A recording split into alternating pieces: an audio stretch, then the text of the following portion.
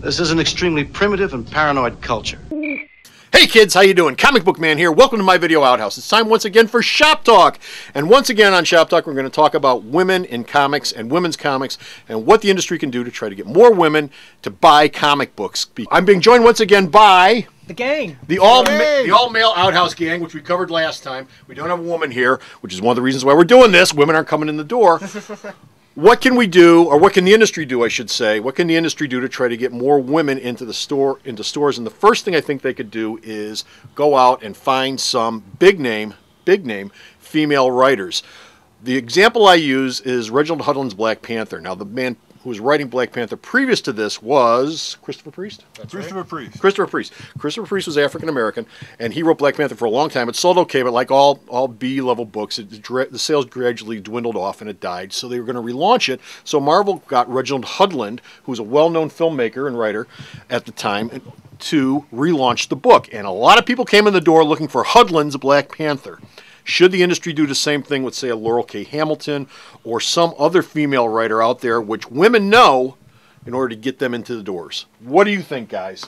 Who is the most well-known women writer out there? That'd be J.K. Rowling. She's not writing comics. No, but if you could, that type of level. A Stephanie Moyer who did Twilight or something like that, if they stepped off and did, a book for Marvel or DC, I think it would bring a lot of younger female readers, which then hopefully the company would capitalize on and turn them into readers as they grow and grow with the characters. But what about any big name, major league, novel female writers who are going to work in comics? Most of the people working in comics nowadays are being brought in from television. Okay, female writers in television. Name one big female television writer, producer out there. Melinda Snodgrass.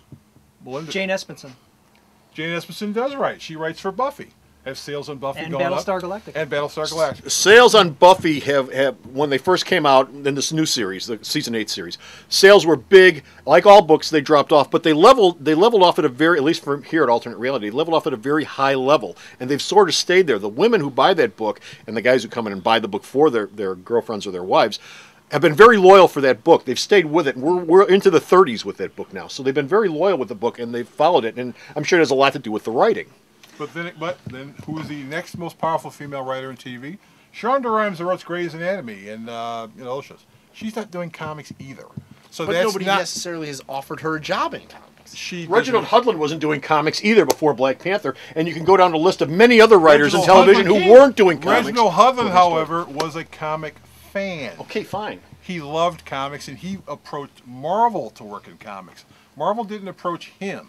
So if you're waiting for a female writer to wander into DC or Marvel, you may have a long way ahead of you. What are we talking about our ultimate aim here? Are we talking about just getting women to come in the door to read something? Well, to buy the product. If you get a Stephanie Meyer to write a comic book, if you get whoever female writer to write a comic book, exactly, anybody, the fans are going to come in, the women fans will come in, but that is all they're going to buy.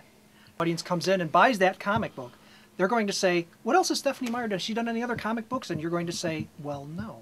Going back to what we talked about before. But there could be a book on the shelf right next to it by another female writer. When Neil Gaiman wrote Sandman and the female audience came in for that, they said, bought Sandman, anything bought else? Their book and they no, they didn't. They would ask, what else has Neil Gaiman done? And you could say, he's done this, he's done that, he's done this. And chances are, they would try it. They may not stick with it, but they would try it.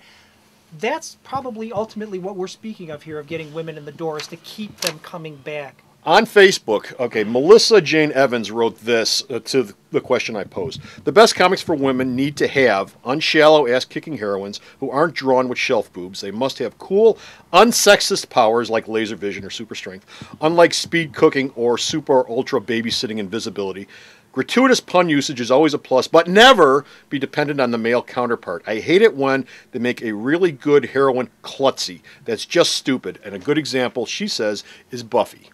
I was with her until the last example she just gave. Buffy? I never really thought of that being a super klutzy character. That was meant to tap into that teen cheerleader girl crowd, and I think it worked effectively. That was a show that had a large female audience, so I never really thought of that as a negative for the character. But those are things that she suggests that a woman's comic or maybe a line of women's comics should have.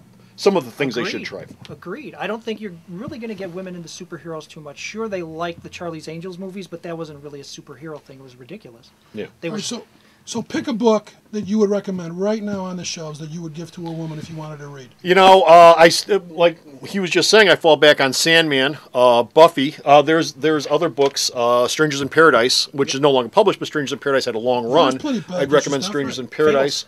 Promethea, which was an ABC book that Alan Moore was the brainchild behind, and he wrote most of those. What else? Why the Last Man? Which was written. These are all written by males, by the way. Most of these are written by males. Again, as I've been told on Facebook, it really doesn't matter whether it's a man or a woman, as long as the stories are good and have some of those characteristics. But I really think that if you're going to get women in the door, you need to have a female voice that is the strongest voice in the room to attract them in. You can have guys write the book, but you need to have something loud that women are going to go, well, she understands what the hell I'm talking about or what I'm looking for in a book. Anyway, those were some of the other titles that I would recommend.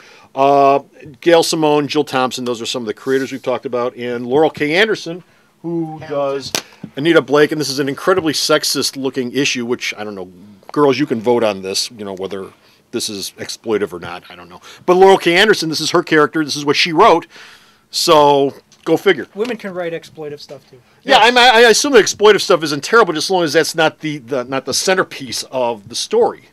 That's all Exactly. there is to it. Yeah, it's all about the writing. That's what I'm falling back on. Fables, I would hand that. Yeah, to, Fables. To a girl. Fables. Yeah. Exactly. Ultimate Spider-Man.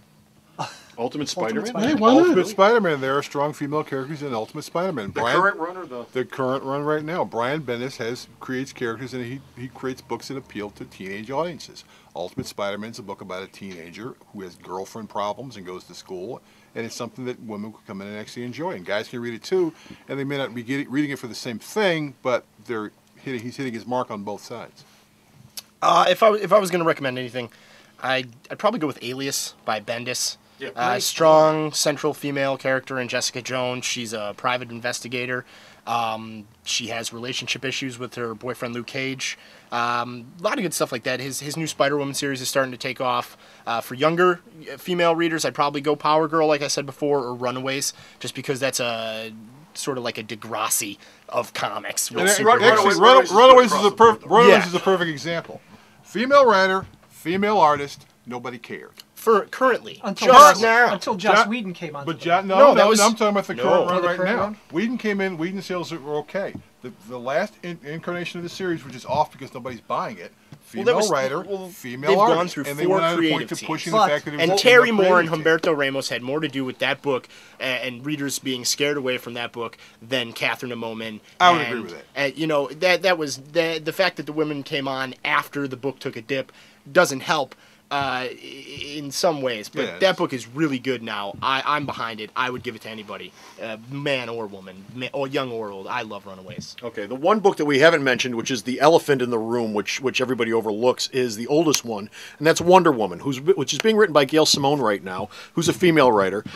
Here at the store, the sales have not gone anywhere with the book. They're essentially the same that they were a year ago, slipping maybe a little bit because the industry's down right now. But Wonder Woman's out there. Wonder Woman I've always thought was the gateway character for women to come into comics, but usually Wonder Woman is written like Superman with breasts. So, go figure. Anyway, that's going to wrap it up. We aren't going to solve all the problems of women in comics in this shop talk or the last one or the next one, but I just wanted to get the ball rolling. Please, if you're out there and you have an opinion, let us know either on Facebook or on YouTube or wherever you're seeing this at, because we want to know your opinion, and other people probably do too. Until then, this is Comic Book Man. And us. Saying bye. Alternate Reality is located at 3149 West 111th Street. That's the intersection of 111th and Kedzie in Chicago, the beautiful downtown Mount Greenwood neighborhood. You can always reach us at 773-881-HERO or at the store's website, www.myalternatereality.com.